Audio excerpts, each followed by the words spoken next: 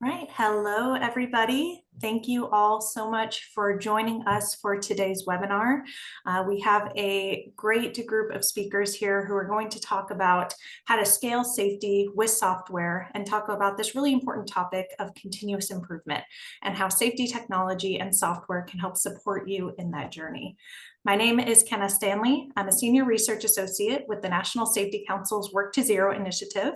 And we are really excited to be partnering with EcoOnline today to talk about this really important topic. If you are not aware, June is National Safety Month here at the National Safety Council. It is a month-long observance where we bring attention to some of the preventable injuries and fatalities that are happening nationwide and try to drive some of our prevention efforts in this area. If you are interested in learning more and gaining insight into some of our resources, we have things like quizzes, toolkits, and some of the great webinars that you are going to see today. You can check out the link that I'm posting in the chat right now. Additionally, each week of National Safety Month is going to focus on a different topic area. This week is continuous improvement. Week 2, you will learn more about employee engagement. Week 3, we have roadway safety, and we'll round out week 4 with some resources on well-being. So definitely recommend checking out those resources from nsc.org/NSM, or I just popped that link into the chat there. Additionally, if you could go to the next screen, Mike. If you are interested in learning more about safety technology, if this talk gets you really excited about software or tech, I definitely recommend checking out the Work to Zero initiative as well. We are a program within the National Safety Council, and we are dedicated toward making innovation more accessible for employers. And we have a slew of free resources to help you along your safety innovation journey, from finding the right tech to making the business case to piloting and implementing. A few really quick housekeeping items as we go throughout this webinar. If you have any questions throughout the duration, you can pop those into that Q&A button at the bottom of the Zoom window. And we will do our best to address all of those questions at the end. Additionally, you will see some poll questions pop up throughout the webinar. You will see a window pop up in front of the presentation, and once you click that, your response will be recorded. I will note that when I share those results, you will be able to see those on your window, and they will block the presentation. So once you take a look at that, you'll just need to either minimize or close that window, and it'll take you right back to the view that you see now. But with that being said, that's all I have. I will turn it over to Mike and Jackie to begin this great presentation. Mike? Thank you, Kenna. Really happy to be here. We'll go ahead with some introductions. So Jackie, will you do the honors and go first, please? I will. Thank you. Welcome, everybody. My name is Jackie Bjornton. I am a certified safety professional here in Minnesota. I currently work at Kindeva Drug Delivery here in Woodbury, Minnesota. I have experience in consulting, medical device, which is really big up in this area, manufacturing, and now pharmaceuticals. I've been working with the EcoOnline platform since I started here 3 years ago. So I'll share some insights of how Kindeva has utilized EcoOnline to be able to move forward in our safety journey here at Kindeva. Awesome. Thank you, Jackie. Hi, everybody. My name is Mike Guney. I'm a product manager at EcoOnline. My job is to collaborate with our engineers to build the software solutions that health and safety professionals like Jackie use to achieve their goals in the workplace. I have a background in construction. I used to work in high-rise building restoration in Toronto before I went back to university to get a Bachelor of Applied Science in Occupational Health and Safety. I had the pleasure of working in pharmaceuticals with Sanofi Pasteur and also in the corporate policy division for the Toronto Transit Commission. For many years, I worked in contractor management, giving advice to companies and contractors on how to meet their health and safety obligations in the workplace. I also achieved a Canadian registered safety professional designation. Although now I'm non-practicing, I'm still a member of that community. And I'm very passionate about software and the intersection of technology and health and safety. There's tons of opportunities to use technology to make health and safety professionals more effective and impactful in their workplace. And I'm really excited about today to talk about how you can use software to help you scale and grow and continuously improve workplace health and safety at your organization. So let's work through the agenda. So what we're going to talk about, we're going to talk about why continuous improvement is important and how it is supported by the Plan, Do, Check, Act cycle. Then we'll talk about the role that software has in that cycle and the different areas that it can help you achieve continuous improvement.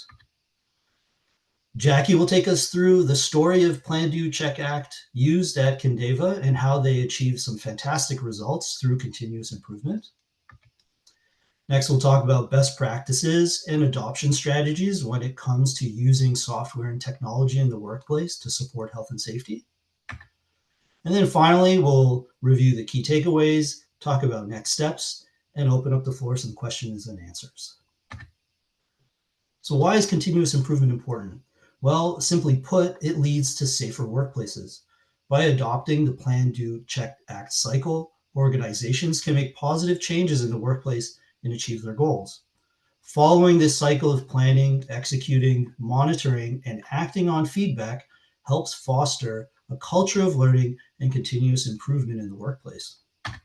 Here I included some interesting research studies that show a measurable impact through the use of the Plan, Do, Check, Act cycle. First one, we see a drop in surgical infections in operating rooms by using the PDCA cycle and risk factor management. Another research paper cited research done in a hospital that showed a 38% increase in hand hygiene conformity by using training that was designed through the iterative cycle of the Plan, Do, Check, Act. And finally, the last one's an interesting topic where a group of researchers built a machine learning model trained on Plan, Do, Check, Act and data mined from plumbing workers in the construction industry. And their model achieved a 90% accuracy in classifying incidents in that specific field or industry. And later on in the presentation, we'll talk about leveraging artificial intelligence and machine learning and how that can help you achieve your goals as well. But before we move on any further, we're going to open up a poll. And we want to know, how familiar is everyone in the audience today with the Plan, Do, Check, Act model? Is that something everybody's very familiar with, or sort of not very familiar? So we'll give you all a minute just to give your answers there. I can see so far that most people are very familiar or sort of familiar, which is good. And we've got a few experts in the field, so that's fantastic. Maybe we can learn a thing or two from you. Good stuff. Okay, so it looks like most people are familiar or sort of familiar with the model itself. Some folks are not familiar at all or haven't heard of this model. So that's all right. Well, we're going to talk about the model in detail. So at high level, I'll just present to you what it sort of looks like for those who are not familiar or have never heard of it. So there's 4 main phases to the model. The first phase is the plan. So this is where you're going to identify your goals and your objectives. You're going to review what resources you have at your disposal. You'll map out and define all of the processes, the roles and responsibilities of everybody involved in health and safety in the workplace. Once your planning is complete, you'll move on to the execution. So this is where you will execute on those planned activities.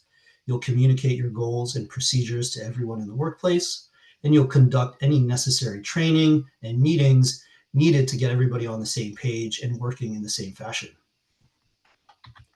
Third phase is the check phase. So this is where you're going to collect and organize data and feedback that you get from the field. You'll measure performance, maybe compare against management system standards, and you'll document your results. And then finally, we get to the act phase. So this is where you're going to address the deficiencies. So you're going to close off any corrective and preventative actions. You'll share lessons learned across the organization so everybody can benefit from the knowledge. And you'll make improvements in the workplace to improve your processes and your procedures and any kind of controls that you need to put in place to protect your workers. And this will lead you back again into the first phase of the model, which is a new planning phase. Maybe you'll define new objectives, find out that you need new resources, and maybe map out new processes or redefine roles and responsibilities, and so on and so forth. So you get this flywheel effect where you use the feedback from your first iteration to continuously improve on your operations. But what does this look like when you're using technology? How can software and technology support you in the PDCA cycle? Well, at the planning phase, software can provide you with a structure and foundation to help you plan your EHS strategy. So what are ways that this can help, that software can help in this? You can conduct risk assessments to identify high priority areas. You can digitize your paper forms or convert them from Excel. You can set up users in your platform based on their roles and responsibilities in the workplace.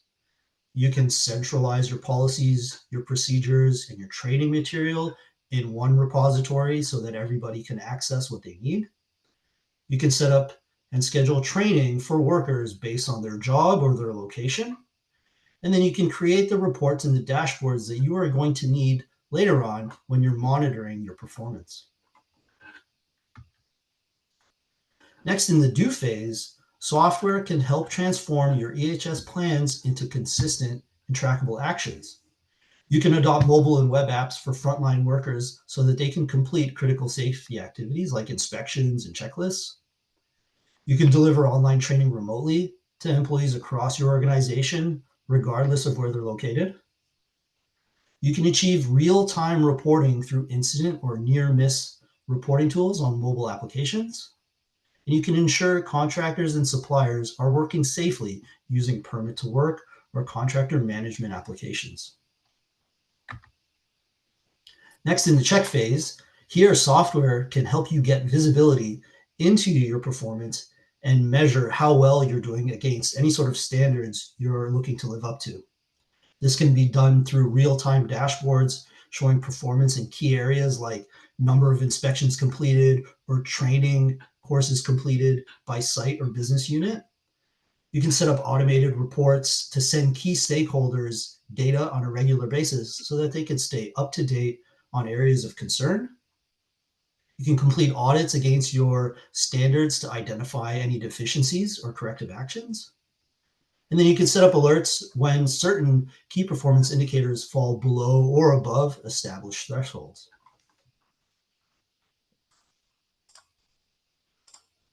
Finally, in the act phase, this is where software can help you turn those insights into action and implement lasting improvements in the workplace. This can be done through assigning corrective and preventative actions, setting deadlines, and monitoring completion. You can document and you can use version control, for documents and training when updates are needed to make sure everything is up to date. You can build a library of lessons learned to share at future toolbox talks and other meetings. And you can complete that feedback loop where leaders act on the insights gained from the data that was collected. Now I'm going to pause here and I'm going to hand it off to Jackie, and she's going to take us through the story of Kindeva and the Plan, Do, Check, Act model in action. It's all yours, Jackie. Go ahead. Thank you very much. For those of you who don't know anything about Kindeva Drug Delivery, we are a contract development and manufacturing organization focused on drug device combination products, and I'll talk through that in a little bit. But just for some background history, Kindeva Drug Delivery just came into being about 5 years ago. We just celebrated our 5-year anniversary after being carved out of 3M. So we are privately owned by Alteris Capital, but as many of you know, once you get carved out of a company or you have acquisitions, it can be very difficult to piece everybody together. Well, in the last 5 years, we've had a lot of stories for that. We acquired Union City, which is our R&D facility out in California. Then we acquired what was at the time Meridian, who was carved out from Pfizer. So they had their own challenges beyond that. And then we just recently acquired Summit Biosciences. So, 3-4 different companies all coming together, all with different processes, all with different maturity in their safety structure, which can be a big, big challenge. So when Kindeva started, we chose EcoOnline as its safety software from the beginning due to cost, ease of use, customization, and functionality. Today we'll be discussing EcoOnline and how Kindeva helped Kindeva with PDCA process. Next slide. Just for reference, we do have quite a few different facilities between here in the US and the UK. I'm currently at the Woodbury site where we have our analytical services. So we do a lot of the development and lab work here. We have our MDI and transdermal out in California. We have our inhaled biologics in Union City. St. Louis actually has 3 different facilities in St. Louis with about 800 people. So, you know, that's a big facility to be able to take of and onboard into a company that had about 1,100 people at the time. Also have Lexington, Kentucky, which is our nasal development and GMP facility. And then we also have Germantown, Maryland, which does our auto injector design and development for our different sites. In the UK, we also have MDI development. The really cool part about out there is as our meter dose inhalers, so like your asthma inhalers, are going from our normal propellants, which have greenhouse gas effects. We have just put in our first line for more green propellant, but the problem with that green propellant is that it is flammable. So that has caused a lot of different regulations to come into play. So they're doing a great job over there. And then we also have our MDI components over there in Clitheroe in the UK. Some of the different functions that we use, we do have our pulmonary. So that is going to be your MDIs, your metered dose inhalers, dry powder inhalers, soft mist inhalers, nebulizers. We do have our nasal also, our pressure dose inhalers there, dry powder. And then we also have our injectables, which is our St. Louis facility, where we have vials, cartridges, and syringes. We have microneedle array patches, which we also have here at Woodbury, and auto injectors. Another one is we also have our dermal or transdermal patches, which you see for a variety of different indications. So they're drug and adhesive patches. We have gel patches. They're for medical and pharmaceutical grade coatings. But again, we have a variety of different ways to help drugs get into the body. And so that's what we focus on here at Kindeva. So as Kindeva split away from 3M, they had to look at a lot of different things. I actually wasn't here at the time. I came in a couple years after they split away, but getting a new software when you're at a bigger company and figuring out what your actual needs are going to be as a smaller company is very, very difficult. So we really try to look at, you know, what are our wants? So we wanted to look at risk management, auditing, document storage. We had hazard communication or right to know here in Minnesota. We also have COSH, which is the chemical safety hygiene over in the UK.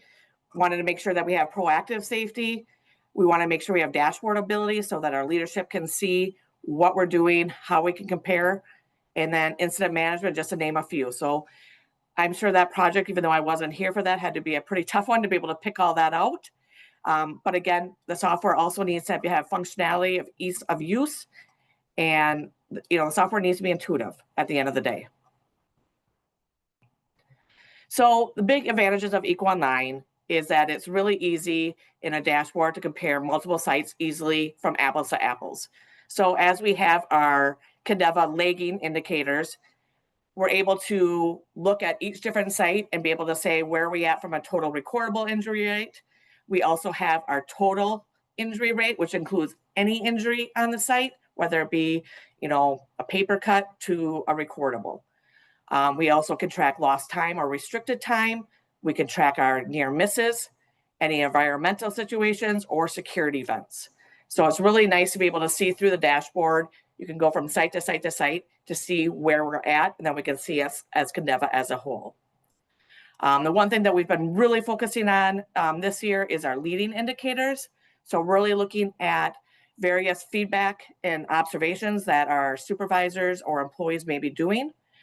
We have our safety QR codes, which we'll talk about here in just a few minutes. We're able to record all of our inspections. So whether it be a laboratory inspection, eye wash inspections, fire inspections. So across the different sites, we can customize each inspection for what we need. We can also record Gemba walks. And then it's really, really nice as we chase our tail sometimes on tracking items to closure.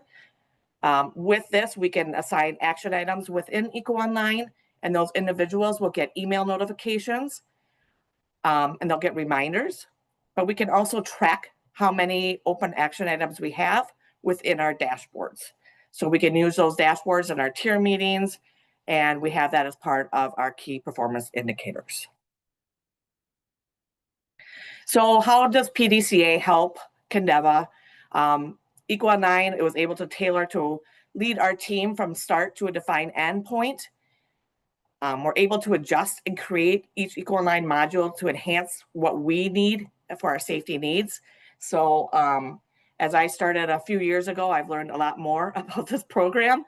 So I'm able to customize what we need from a lab perspective versus maybe what transdermal needs, what microneedles need, what all the different platforms need. We're able to adjust as we go along.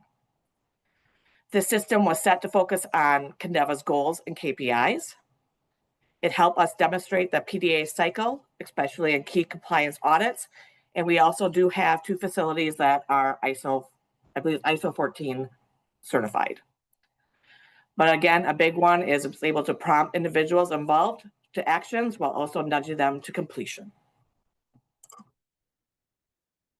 So as we go through the PDCA, how we use it here at Kindeva, from a plan, we're able to define gaps within the lagging and leading indicators and develop those plans along with goals and targets.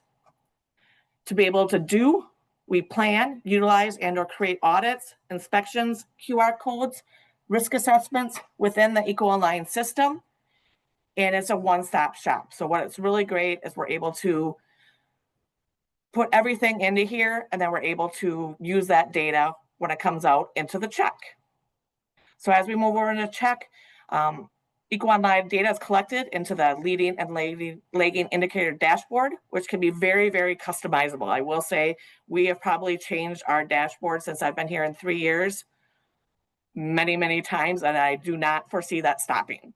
Probably our lagging indicators might stay a little bit more, but as we get into our proactive safety and really digging into how we move the culture of safety, I think our leading indicator dashboard will become much bigger. You can customize it as an enterprise, and then you can also customize it for each site department. So I know Lexington has their own dashboards. I have my own dashboards for Woodbury. St. Louis has their own dashboards. And that really allows our leadership to just go out there and find their data themselves. So if you're a safety professional, you know that's what happens. So this is a really great kind of picture of saying, hey, you know, we have our individual actions. We can go to site actions. It can go to the executive dashboard. We can get feedback, and then we go right back into individual actions. So really always continuously improving. So on the other side, on the left-hand side, we have our department dashboard. We can go to site dashboard, and it's really just a one source of information for everybody to go to, and everything goes into EcoOnline so we can be able to manage this and then be able to pull out that data. So one of the things that you could do, so this is what we have as our safety QR code. So this is something that we have focused on this year. And if you would like to, you can go ahead and scan that to see what it looks like. So we use this to put in our proactive safety. So it can be either a HAZPOT positive or a HAZPOT negative. Either way, it's whatever somebody sees. If there's a spill on the floor, they can put in a HAZPOT, negative. If somebody asks for a 2-person lift, that's a great example of a HAZPOT positive. So each site here at Kindeva has their own goals, and it's related around here. But what's great about it is that we're able to tease out a lot of data associated with this. As we're really looking for our HAZPOT positives to start outdoing our HAZPOT negatives, and people are really being proactive about that.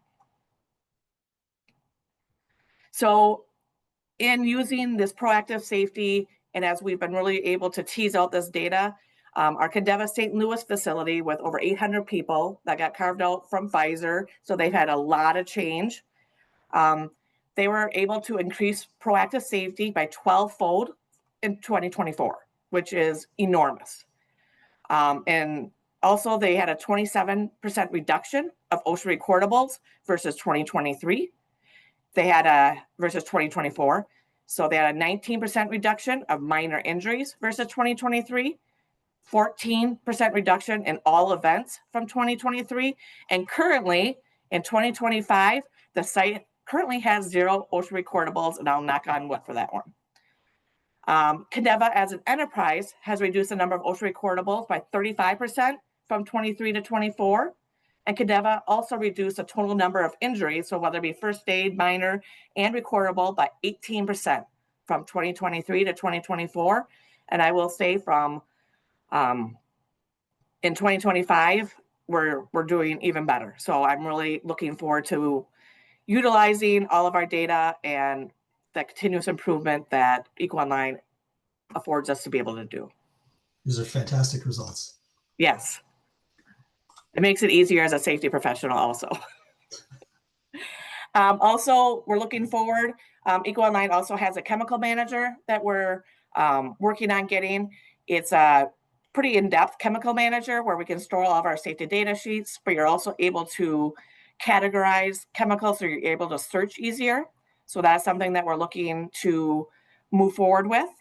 We're also going to continue to emphasize on proactive safety.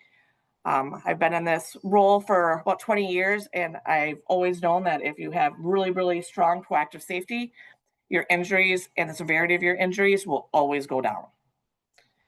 Another thing we're planning on doing is continued communication and customization of our KPI metrics, or our key performance indicators, really getting the data out to everybody so they can see the value of what they're doing, whether it be our, executive leadership team, whether it be our managers, whether it be our frontline employees, really getting everybody to understand that the stuff that they've been doing is paying off and it's making a safer place for everybody to work. That's amazing. Thank you so much, Jackie, for sharing your story there. Yes. I think we're going to talk about some of the best practices, and I think some of the points that you've just made will be resonated within those slides coming up next. So thank you so much for sharing that. Yeah. All right, we've got another poll for the audience. What actions does your organization take to encourage employees to actively support your safety culture? So what are the leaders at your organization doing to get people excited about safety and get them to participate in any kind of activity that supports the culture? So a few options, sharing data, recognizing positive contributions, celebrating actions and leadership in safety, continuous training and learning opportunities, and anything else, feel free to share in the chat. Seems like the most popular one so far is the continuous safety training and learning opportunities, followed by recognitions around proactive safety contributions. That's great to see. We're getting a lot of answers there. Thank you, everybody, for your engagement.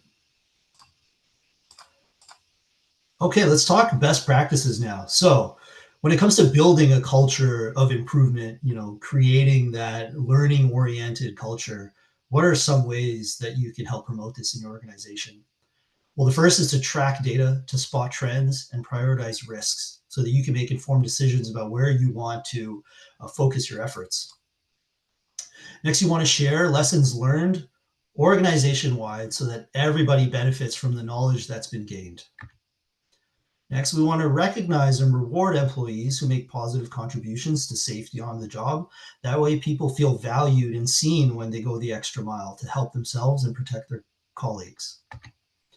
And then finally, let's celebrate, highlight the proactive actions that your leaders who champion safety take in the workplace, or any kinds of wins. This is really going to build that enthusiasm and make people feel great about the efforts that they're putting in the job site. All right, next poll. So what are some ways that your employees can contribute to the improvement of health and safety programs and processes within your organization? So how do you involve them in the planning process, or maybe even in the auditing and checking processes in any way? How do you engage them in getting their feedback so that you can make positive improvements in the workplace? So some options we have here are reporting hazards and near misses, anonymous feedback forms, even non-anonymous ways of recording feedback, setting up safety committees and having workers and frontline employees participate in those committees, having them embrace and test new technology. We'll talk about some best practices around adopting technology, and testing is definitely one of the first steps that you want to do before rolling out across your organization. So right now it looks like the main way that people participate in making improvements is through the reporting of hazards and near misses, which arguably is probably the most important input that you can get from workers in the field. So that's great. Thanks everybody for taking the time to answer those questions. Next up, let's talk about the best practices when it comes to engaging frontline teams and leadership. So the first is to adopt a mobile strategy. So use tools that allow your employees to complete their tasks in the field directly. Next, you want to make easy reporting. So you can use tools like QR codes that Jackie shared earlier to make near miss and hazard reporting quick and easy. Next, you could consider enabling anonymous reporting. That way you can eliminate any fears around participating and boost engagement. Next, you want to get input from the teams on setting their own goals and taking ownership of the solutions. I think many managers have discovered over the years that when you get the teams themselves to be involved in setting their own goals and defining their own solutions, they become owners of those things, and they're more likely to be successful in achieving their goals. And finally, transparency is key. So you want to be open about the performance, share it with everybody organization-wide so that everybody's on the same page about how the organization is performing when it comes to health and safety. All right, we're going to shift gears now. We're going to open up the chat, and we want to know, how is your organization using any kind of technology, or maybe even artificial intelligence or machine learning? So let us know in the chat. So I know, Jackie, earlier, I think when we were talking last week while we were preparing for this presentation, you were talking about maybe using AI to scan paper forms used in clean rooms. Yeah. You want to tell us a little bit about your ideas around that? We're trying to develop a form, because right now we're using paper forms because they're not allowed to have devices, those types of things in certain areas due to different regulations, whether it be flammable areas or clean rooms. And a way, instead of manually entering all of them into EcoOnline, which if you get 600 of them in a month, is very time consuming. So hopefully being able to have a way to scan it and AI be able to pick it up and throw it into EcoOnline, just to make things a lot easier. Yeah, that's great. Well, I'm going to be looking forward to exploring that potential solution with you eventually. Me too. Future. Yeah, that sounds like a fantastic idea. All right, so now let's shift gears and talk about best practices around adopting safety tools and technology. So the very first one is you want to ensure that you've set goals and objectives that are clear, understandable, and measurable. Next, you want to get feedback early and often from frontline workers to ensure a successful rollout company-wide. So you can run smaller pilot programs and involve key stakeholders early on. Next up, you want to offer training, not only at the beginning of the implementation of the tools, but continuously through refresher training and keeping FAQs up to date to ensure the continued adoption of your solution. Next, you want to make sure that your tools are integrated into daily activities so that workers don't feel like they're doing too much extra work, so it just feels natural and part of their daily activities. Also, you want to respond quickly to any kind of concerns or feedback that you get through the applications. That way you can build trust and show that the solution is effective. So if you get a report of a near miss or hazardous situation through your app, you want to make sure that the leaderships are reviewing that and they're taking action appropriately and quickly. And then finally, you want to select a platform that will adapt and scale with you as your business evolves and grows over time. Now let's talk about AI. It's such a hot topic these days. It's a big buzzword.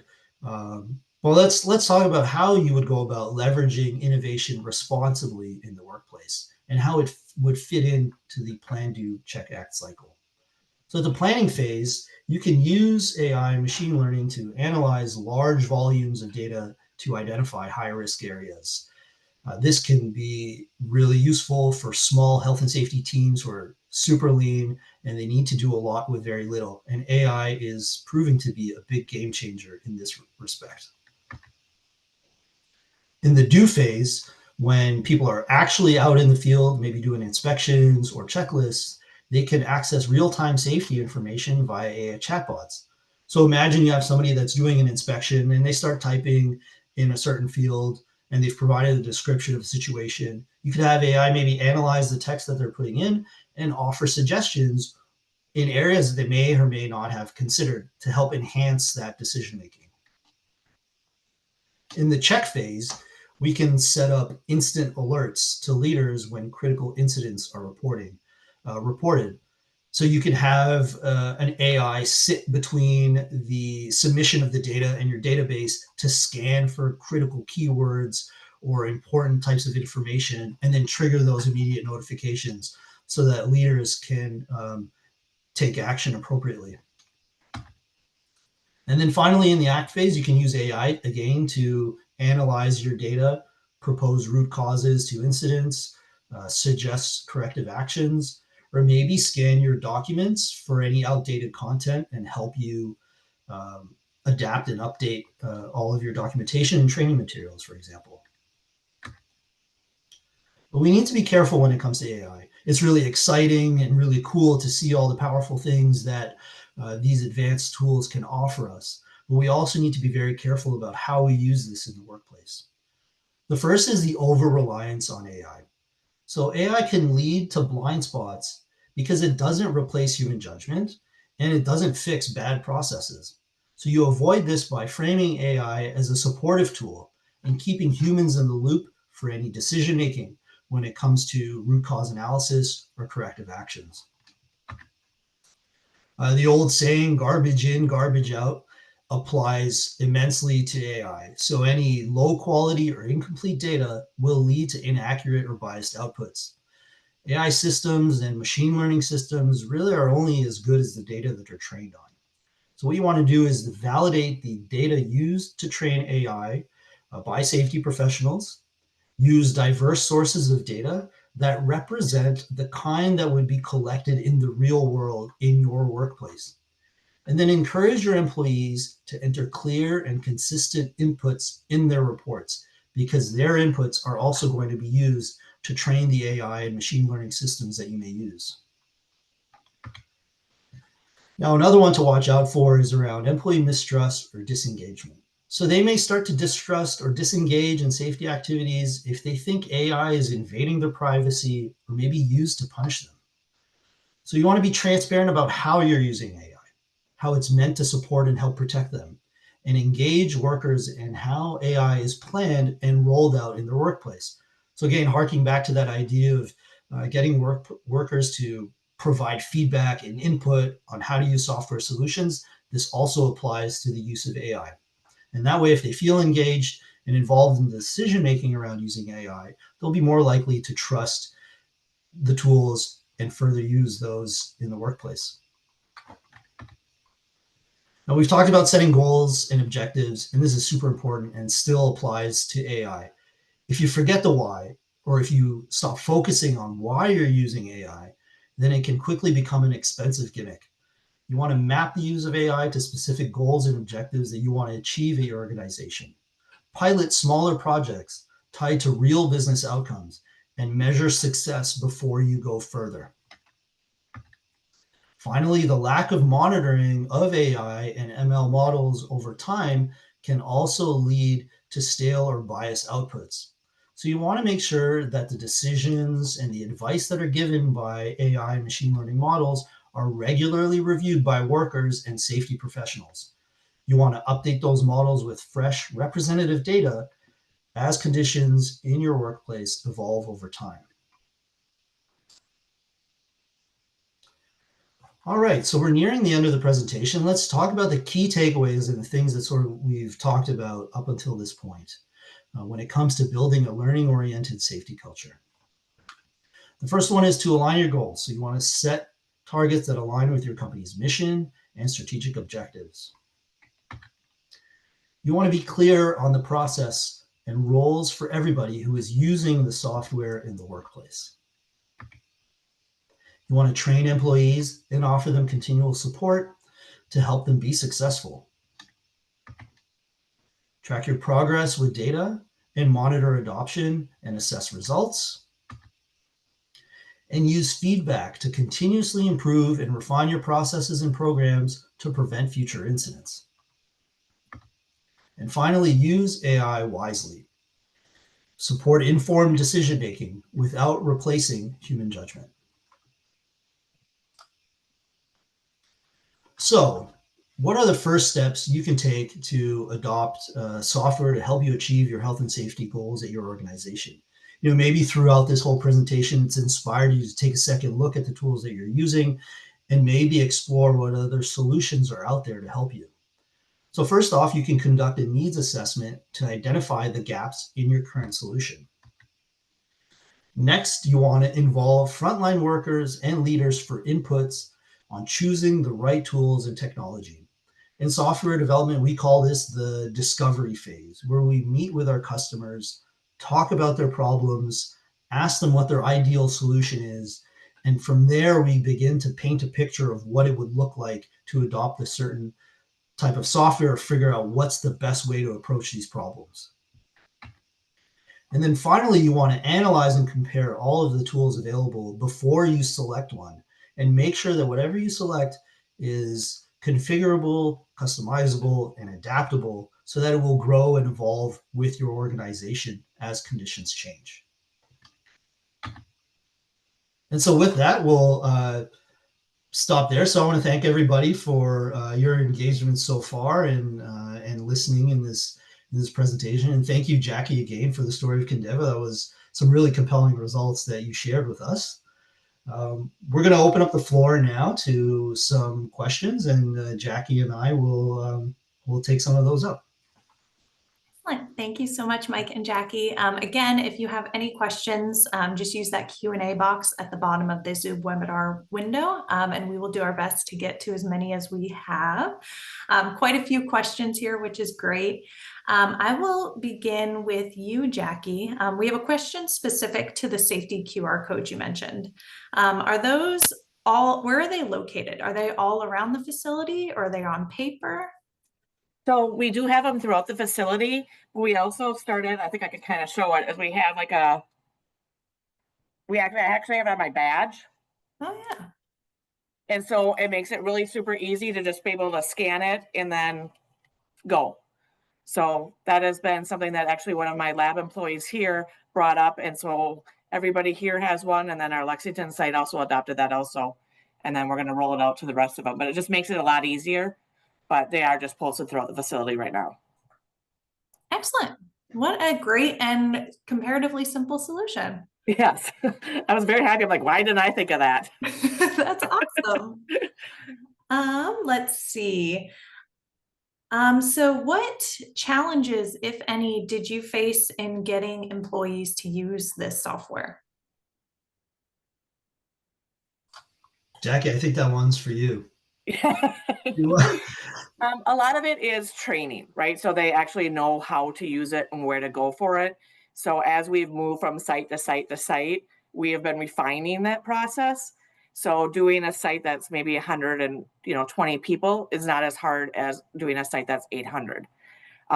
So really making sure that we're refining that training and getting them what they actually need and not giving them too much information. So a frontline worker isn't going to need the same stuff that a supervisor may need. So it's been that training portion and then that practice to be able to use it and continuously use it. So giving them what they need and then keep building upon that. Absolutely, that's fantastic. Mike, we have a follow-up question that I think is posed for EcoOnline. What training or support do you all offer?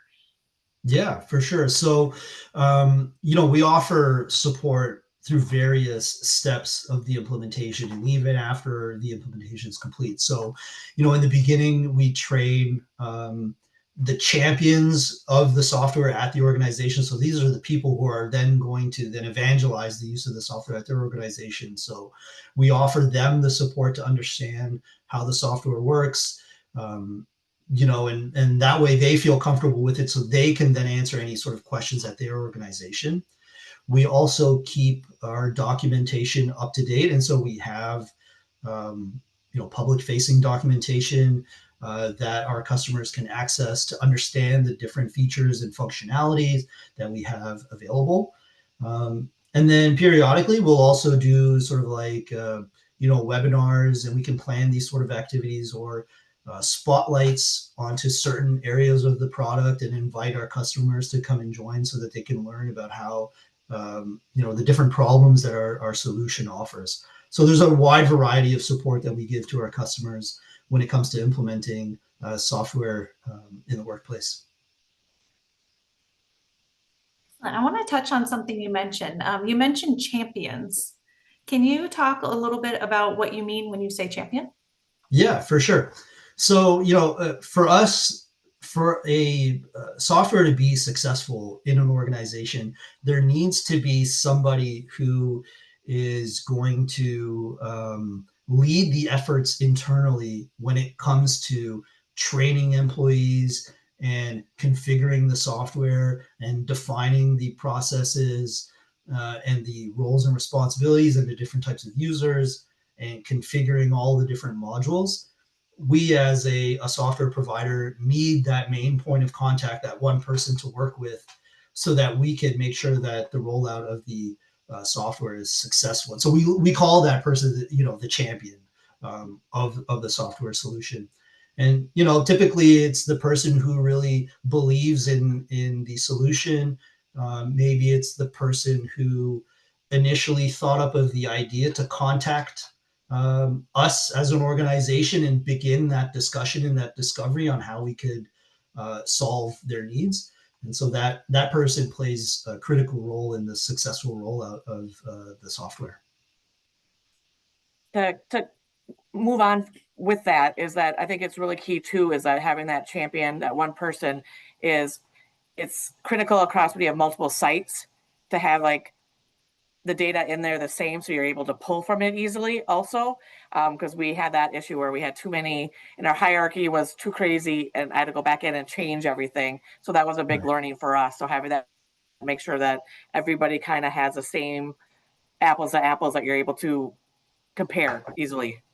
Yes. Standardize everything for everybody, zero confusion, and everybody can compare their performance. Yep, that's a good point. Absolutely. I think you touched a little bit on the next question, but we have an anonymous question, someone needing some help. So they said, regardless of modality, I've had a really difficult time getting employees to submit reports, suggestions, etc. Beyond hazard recognition training and making submission forms readily available, how can I better inspire employee engagement? That's a tough question. I don't know, Jackie. What I've always learned is if it's their idea, they'll do it. So I always say it's like being like a good wife, right? Nobody wants to do something that they don't want to do. So if you can make it in a way where it's easy for them, something that they can get on board with, it's gonna always work better. So everybody has their different cultures and what's gonna work. Here the QR codes work because it's fast and easy and everybody has their phones. Other places may not be, maybe it's a paper system, that you could use AI eventually to scan it in. But it's really, getting maybe a representative of people that are at least somewhat engaged and seeing what the best system would be and trying to come up with something very quick and simple and then build on it. Don't come at them with a big, huge program. That's really good advice, Jackie. Actually, that makes me think that maybe the best thing for this person to do is to talk directly with those employees who are saying that they don't want to be engaged in, and kind of maybe peel back the layers and understand like what's going on emotionally, maybe why these people don't want to engage. Maybe that could help as well. Absolutely. And just taking a look at the chat, it looks like a couple participants have some thoughts on this as well. One person mentioned building relationship confidence with them. Transparency, of course, is huge.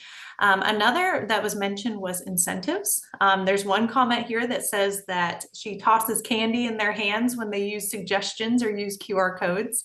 Have you found that incentives have been helpful? Do you use incentives, or do you find that they're pretty engaged themselves? So here at Woodbury, if we exceed our goal, there's a drawing for some like a award code we have. So then they get some points associated with it that they get to buy stuff from.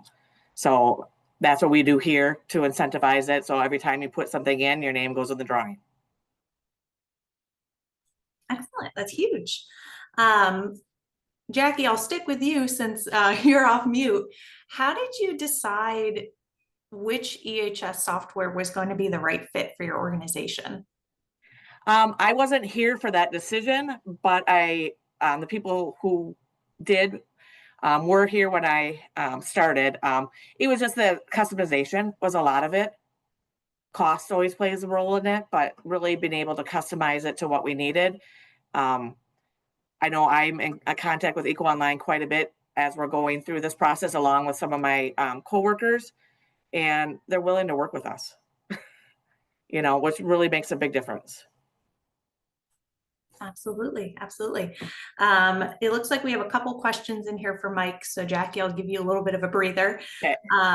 So going back to artificial intelligence, Mike, is there anything that you would not want AI to see involved in? Yeah, for sure. So in my work history, I've managed people before, and I would never want AI involved in any kind of performance feedback, anything related to, how well my employees are doing, whether they're performing, below expectations or above expectations. I wouldn't want AI to remove that human element when it comes to coaching and managing employees. I feel like that would sort of taint the relationship with employees by putting a machine in the middle of that. You really want to stay close to your employees and give feedback often and regularly, and not wait quarterly for performance reviews. Really just keep it informal and personable. Excellent. I have a couple of technical questions here.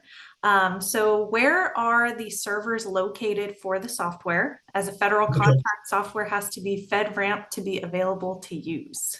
Yeah, for sure. So we can support customers in Europe, and we also have servers in North America. Excellent. And does your software work with data restrictions between the US and EU?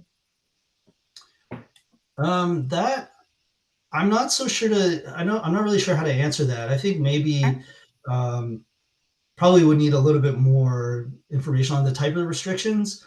I mean, in Europe, we are GDPR compliant, so we treat, personal private information very seriously so that we can, conform to the regulations in Europe when it comes to that. So I don't know, maybe that would impact how certain data is collected in the US. I'm not sure, but that's maybe something that we could discover and discuss offline directly with the person who's asking this question.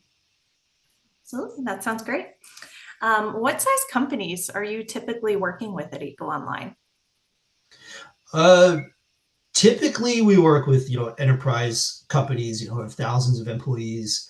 But we do have some smaller companies, some medium to small size companies as well, across various industries. It's like Kindeva is a good example of industrial establishments, pharmaceuticals. We also have construction companies, infrastructure, energy, all across the board, really, in terms of sizes that we work with.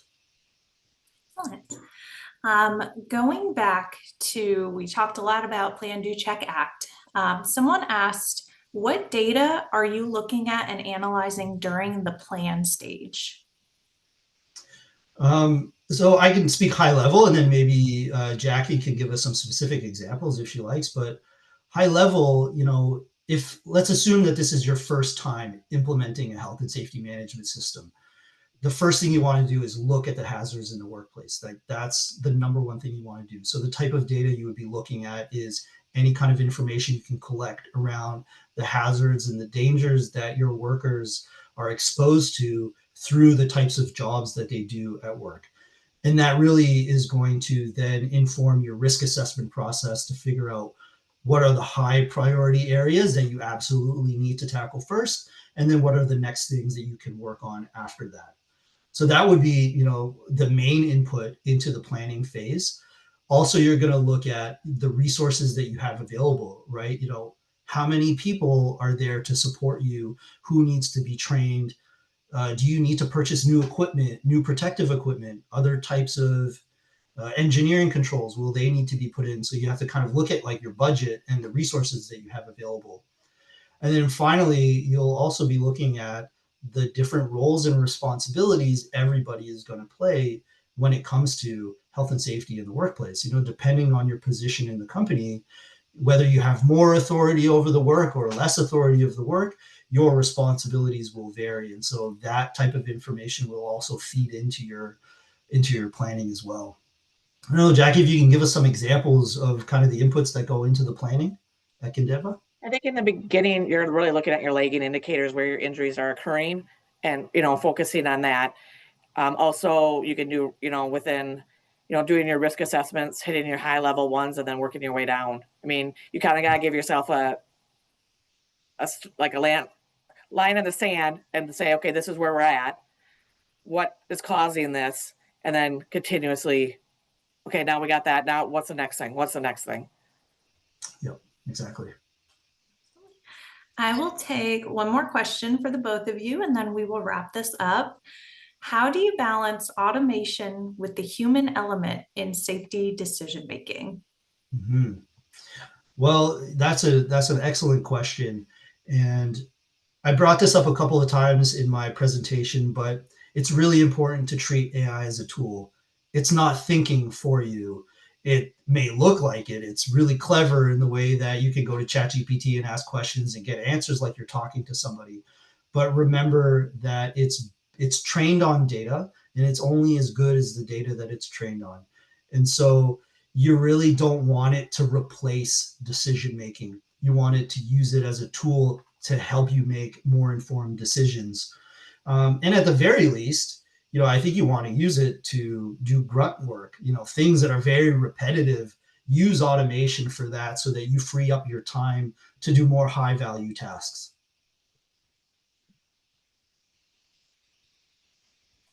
I don't know if Jackie, you have a suggestion there. No, I agree with that. I mean, AI is going to be a great tool. And I think in some cases, it's going to be able to see some things that maybe we wouldn't normally see, and give us data but it's really going to be up to the EHS professional to determine what that means and what the risk is. Absolutely. Absolutely.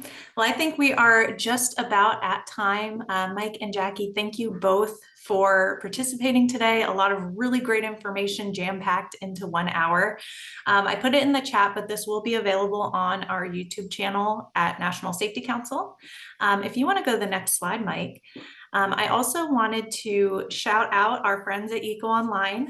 If you are ready to discover how your organization can scale safety with software, you can schedule a free consultation with them and maybe touch on some of those questions we had in the chat around customization and regulations. So definitely check that out. And like I said earlier, the National Safety Council is continuing our initiatives this month through National Safety Month. So you can find a slew of completely free resources on each of these priority topic areas at the address that I just popped into the chat. So check those out. Thank you all for joining us. Mike and Jackie, thank you again. And I hope you all have a fantastic rest of your day. Thank you. Thanks, Thank everybody. you.